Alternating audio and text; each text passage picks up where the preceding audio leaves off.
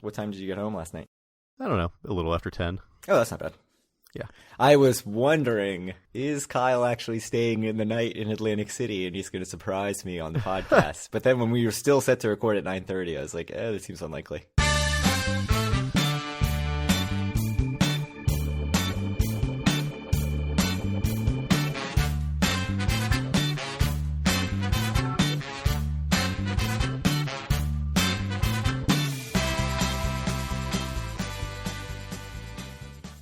Howdy, it's Wednesday, July 24th, 2024, and this is episode 233 of Due for a Win, the Atlantic City podcast. I'm Kyle Eskin, joined as always by Craig Stone. What's good, Craig?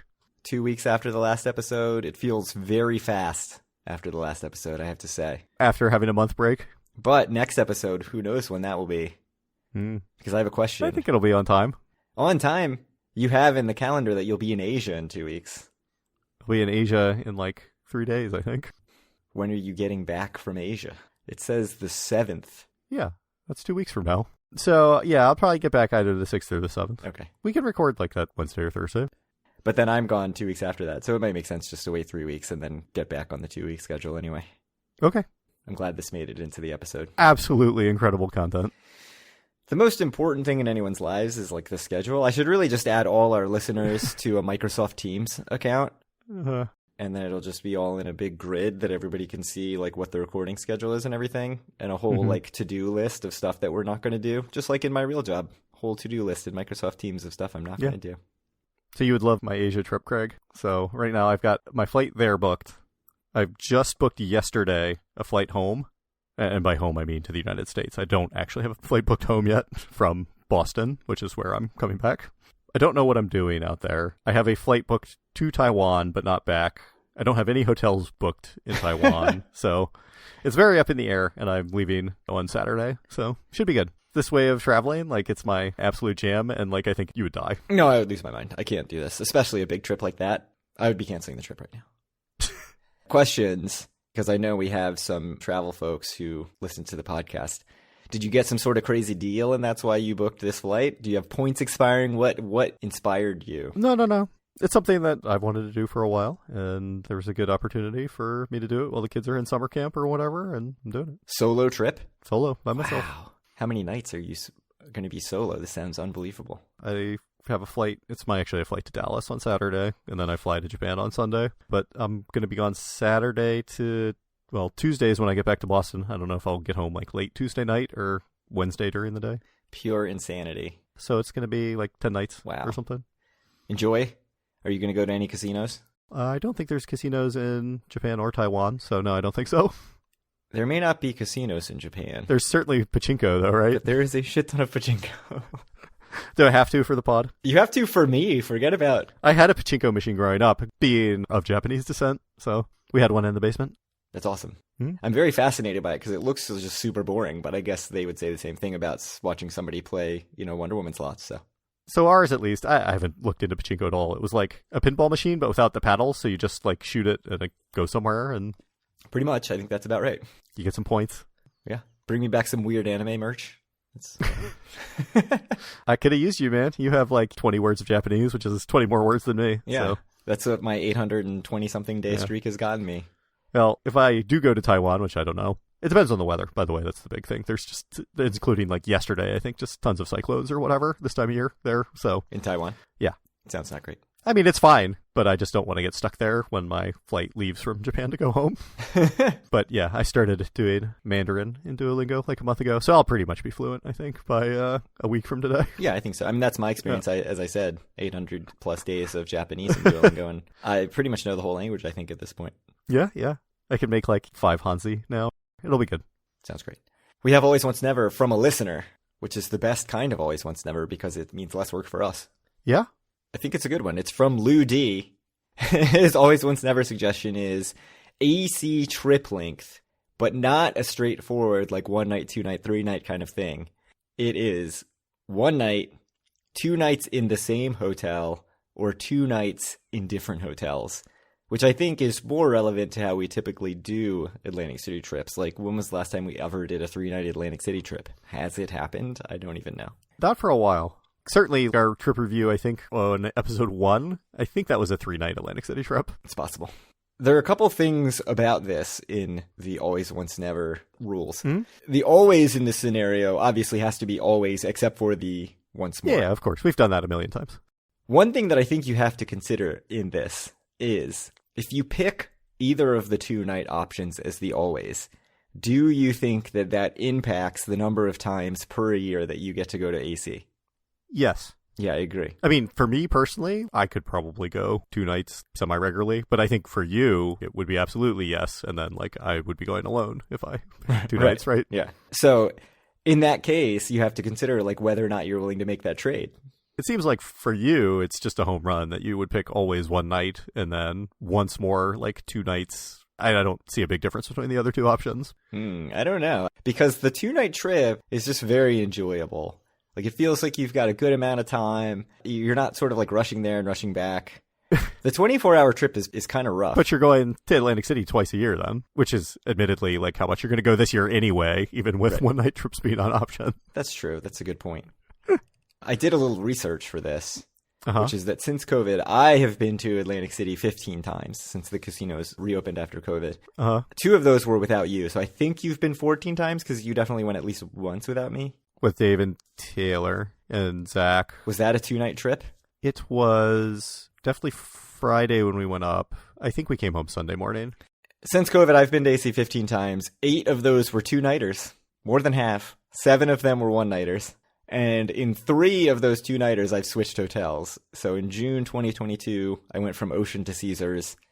In August of 2023, I went Ocean to Trop. And in April of 2024, I went Borg to Trop. I have no idea what you've done in any of these trips. I think I change hotels slightly more often than you, but I think it's different for us too, because I think I actually prefer switching hotels, and I think that when you do it, it's usually because of cost, where you're staying in like the nice hotel on Thursday night, and then like you have to get your Friday comp at Caesars. Although the last time we did the Borg to Trop change, the Borg and Boardwalk split trip is a very good split. Like it gives you Borgata, which is obviously amazing. But again, that was because of cost also, right? Because well, I had a comp at least for Borg the first night, and then Trop was, very cheap. Well, I could have just stayed at Trop both nights, if it was totally about cost. If you hate yourself. Paul and I paid to stay at Borgata on Thursday night. That was not a comped room. Oh. So we made the decision that it was worth it to stay at Borgata. I mean, I guess you're saying we wouldn't have switched out of Borgata, but I think we wanted to do the Boardwalk one night. I think we would have switched regardless. But yes, I am normally somewhat averse to switching. Mm-hmm. So the question is that my never? What is the best once more, I think is like the hardest question in this. Is there any point in doing like once more a 1-night trip? Like that makes very little sense, right? That makes no sense at all. So that can't be once more for either of us. Right. I think one night has to either be always or never. Yeah. I don't think I can go always for a 1-night trip. Like more than half my trips recently have been 2-nighters. So clearly it's not like that limiting. All right. For me, always 2 nights in different hotels, once more 2 nights in the same hotel. Never again 1 night. I see. It's a home run for me because I like switching hotels anyway. And this way, like if there's some really special suite or something that, I can get for one trip, that's like a worthy use of the once more for 2 nights in the same hotel. I can't go always what you have gone, switching hotels. That's clearly not my always. So the question is always between 1 night and 2 nights in the same hotel. And then you're just going to take once more the other one, The other 2-night option. I'm going to say this, but maybe somebody will call me out. I mean, nobody ever does when I say that somebody's going to call me out because everybody knows how fragile I am. You're not wrong. I think 2 nights in the same hotel is my always. It's definitely my preference. I do have to say, like, 1 night is much easier than it used to be now that I have a car and can just drive and it doesn't take freaking 4.5 hours door to door. I have to say that you say that, and yet, despite my impeachments of you to get a 1-night trip on the books, you're just like, I just don't have time for 1 night. So I don't know what that means. No, I think you're right. I think I have to go always 1 night. I think I have to get in more trips and go always 1 night. And because it's easier now. Like, I could even get down there at noon and then come back at dinner time the next day and get a pretty decent 2 days. Okay, yes, always 1 night. Do you know what this means? Like, you should do this in real life. Like, we should get a 1-night trip on the books. I don't have the night. I'm going once more, actually, 2 nights with a switch. And then I'm throwing 2-night trips in the ocean, which seems really odd. Yeah, that is weird. No, that's dumb. No, I'm going 2 nights. 2 nights in one hotel. Because if I'm doing one night, why would I do 2 nights with the Switch? That's stupid. Yeah, no, 2 nights with the Switches in the ocean. 2 nights in one hotel is my once more. This was a long, circuitous journey. I took the scenic route to get there. It really was. But always 1 night, once more 2 nights in the same hotel. And it might sound like we don't have any overlap, but I think it'll work out just fine. I'll just come the night before Craig gets there at noon the next day. Yeah. All the time, and we'll be good. That seems totally fine. That was part of my equation also, is like, that doesn't affect what you do at all. No, I won't give 0 shits about you not being there the first night. So the funny thing is, the one night, literally the one night on my calendar that I was thinking about was August 8th to 9th, but you're... I was about to ask about it, and then I saw your Asia trip on there, and I was like, I guess that's out. That's probably not the right time. But I think things open up for me a lot, weirdly, once the semester starts. Once the kids are back in school, like, the summer's just been insane. That's funny that, you always used to be like, I can do anything I want in the summer. This summer's just been absurd. There's so many family travel things. It's crazy. You love it? They have been fun, except for the, 14 hours round trip in the car to go to Cape Cod. But ignoring that. Did anyone vomit in the seat back? There was no vomiting, and the kids actually did a very good job in the very long drive, so I'll give them lots and lots of credit for that. That's good. All right. Since this is actually now the Hollywood Perryville Casino podcast, I think you need to give your trip update. For the second episode in a row, we have a Hollywood Casino Perryville trip. I also went to Horseshoe yesterday, too, because you know how I love the Horseshoe. You did both on the way up to Wilmington? Wow. Uh-huh. So I just swung by Horseshoe. I had a sports bet ticket that I had to cash that I sent you a picture of a few weeks ago. So I just had to cash that, and I played some 8-5 Jacks or better. It went absolutely just awful. I mean, I think I had like 10 spins over the minimum for $300 into the machine. So that was very bad. Very, very bad. Sounds awesome. Yeah, it wasn't good. And then I also lost some money playing the stupid Buffalo Ascension at Hollywood Perryville. So I think I'm reaching the time. I've said this like 10 times throughout the history of the podcast, but really no more video poker, no more slots other than like a very small amount for me. Yes, you have said that many times. I know, and I've never followed through. That's your version of I'm going to play. You say you're going to be playing table games. Yeah. Did you play any table games? No. At either property? Nope. Well, there are like no table games basically at Horseshoe. So because it's the week.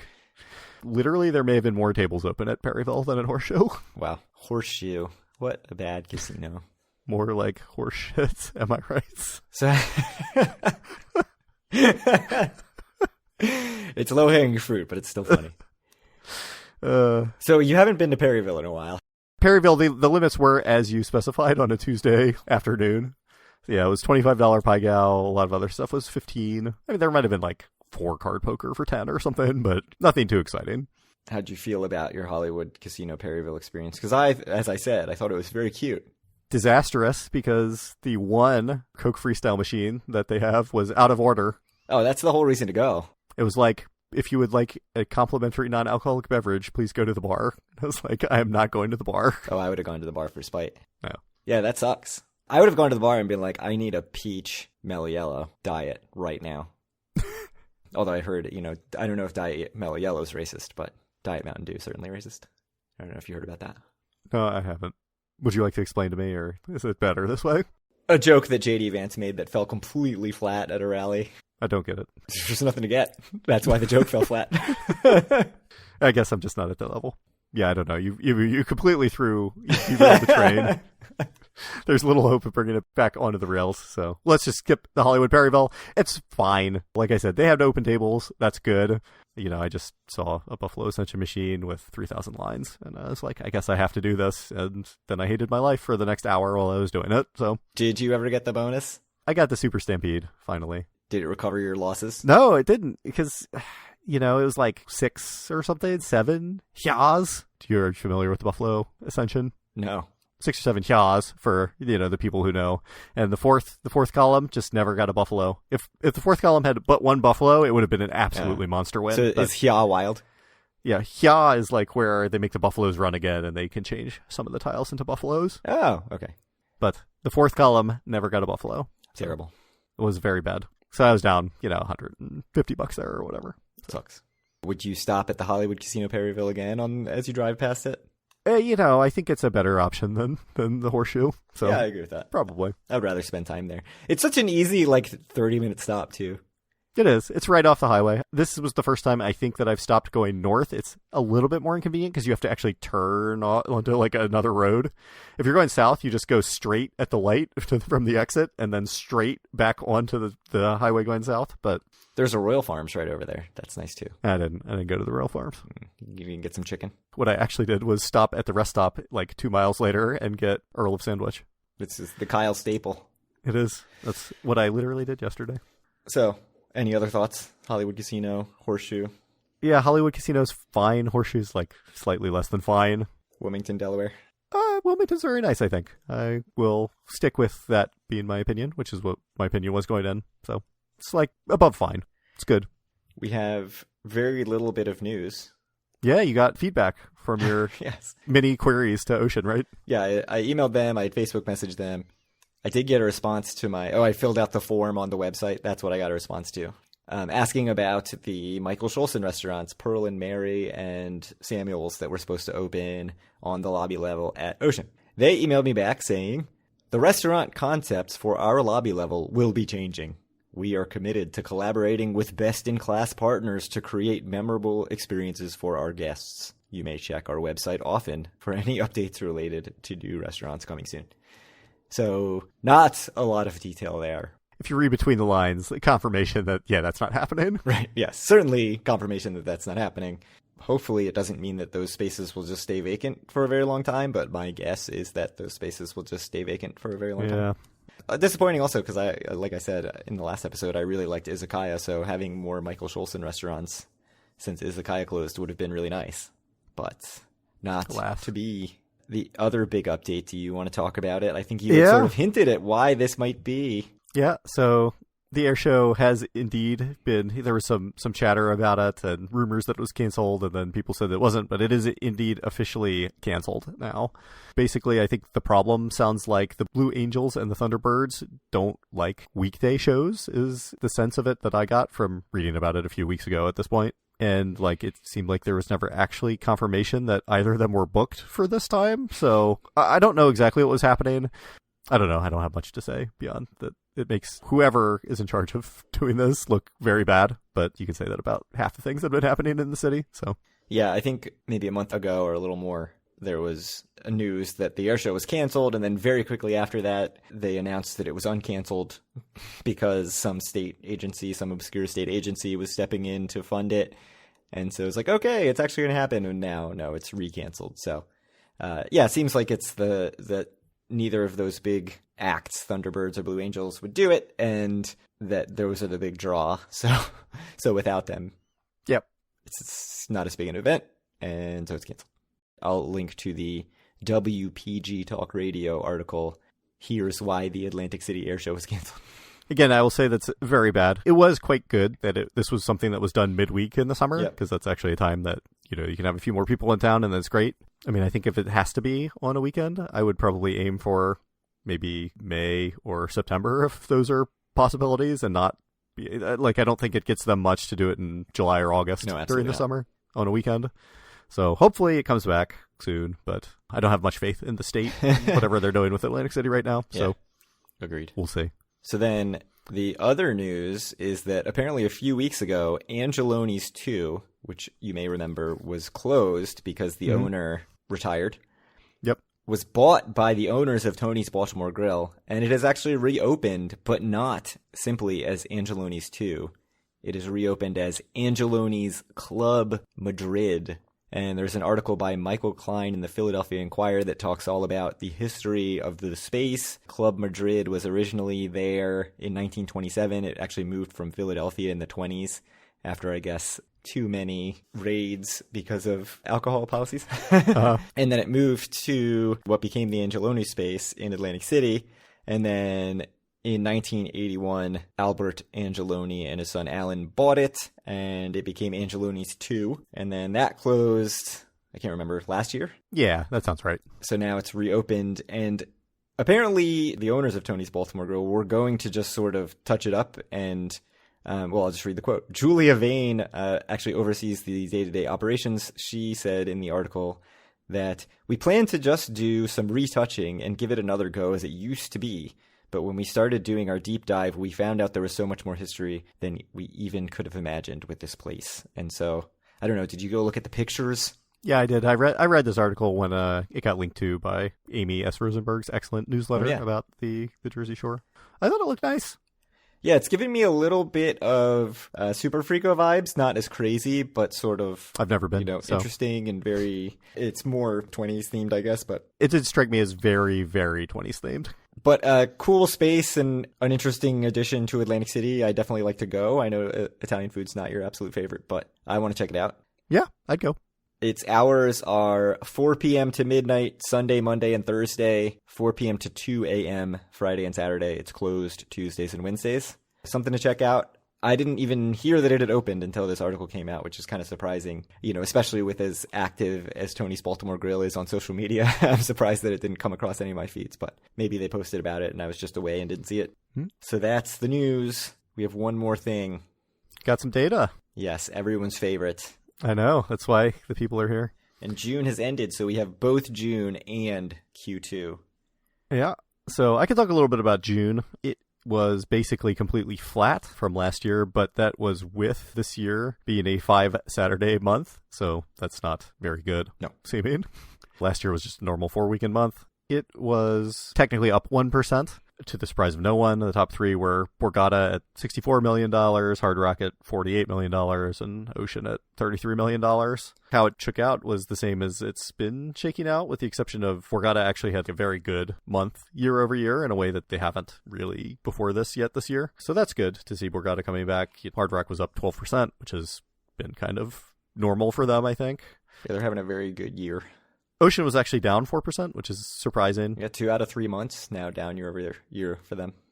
Yeah, and I think beyond that, nothing really stands out. All 3 Caesars casinos being big losers was not very surprising. I mean, by far the best of them was Tropicana being down 4%, but they had legitimately one of the luckiest months I've ever seen a casino have, and they were down 4%. Well, so yeah, they had over a 20% take on table games and over 10% on slots, and that basically never happens together with those two. It was shockingly good luck. So, I mean, the Caesars properties are just doing absolutely abysmally. Beyond that, I don't think there's too much to say. Not a very good month being up 1% on a 5-Saturday month. Yeah, I was sort of trying to figure it out. I mean, Ocean being down 4% obviously hurts a lot because they're the number 3 casino, and it means that they're not doing any of the heavy lifting for the other properties that aren't doing well, mainly the CET properties. So that's where you kind of get only being up 1%, whereas you'd expect with the 4th Saturday it would be, I don't know, 5 or 6% or more. But yeah, I mean, just the thing that stands out so much is the Caesars properties and how bad they're doing. I mean, Harrah's being down 15.5% is just awful. Caesars being down 11%. Even before I saw the percentage, when I saw that they were under 20 million for the month, I was like, oh, it's really not good for June.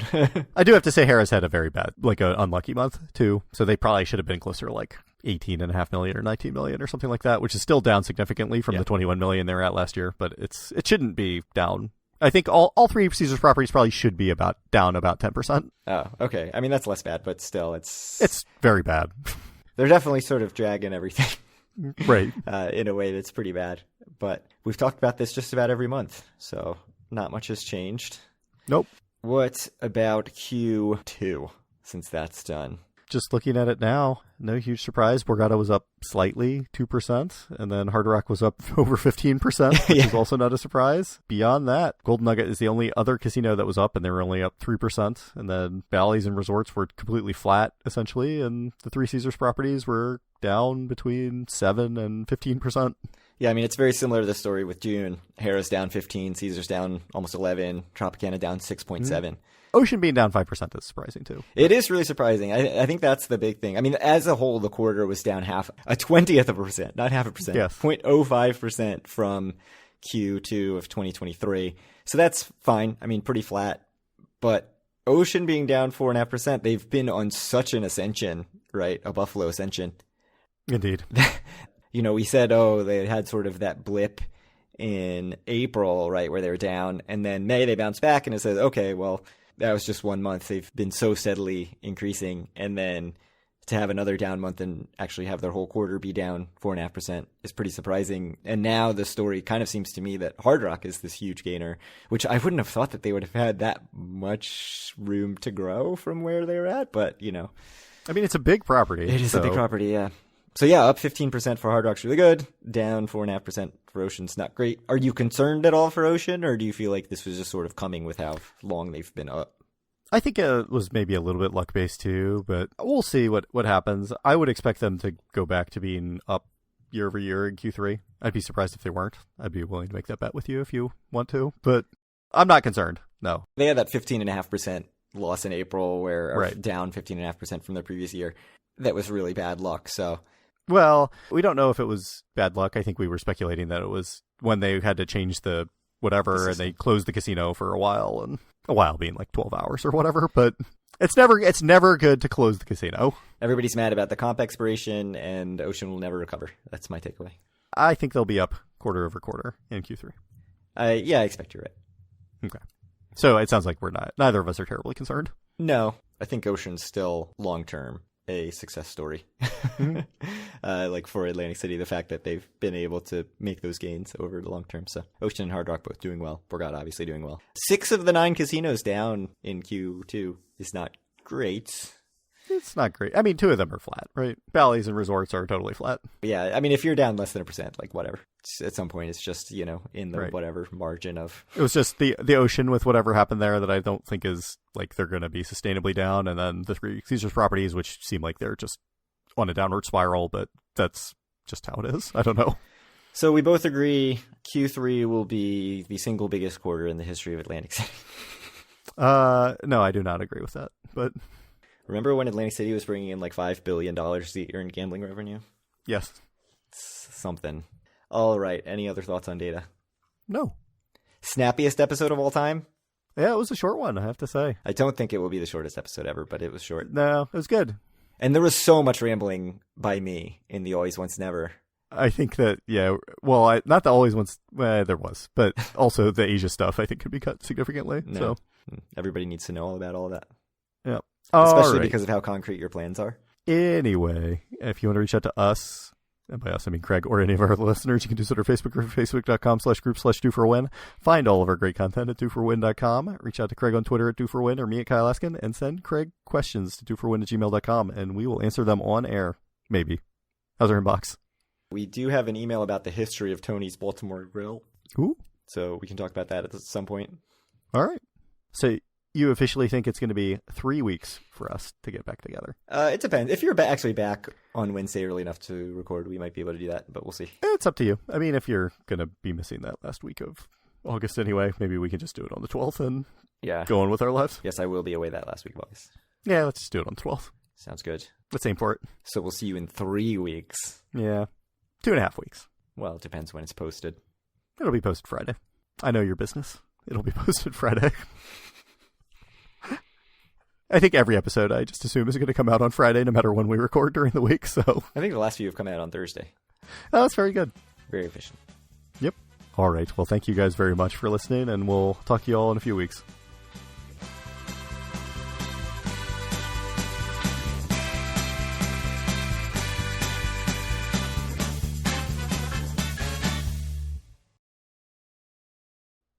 Someone did something with my stuff. As my dad would say, keep your mitts off my stuff. That doesn't even rhyme. I was hoping for a rhyme. No. Keep your mitts off my shits.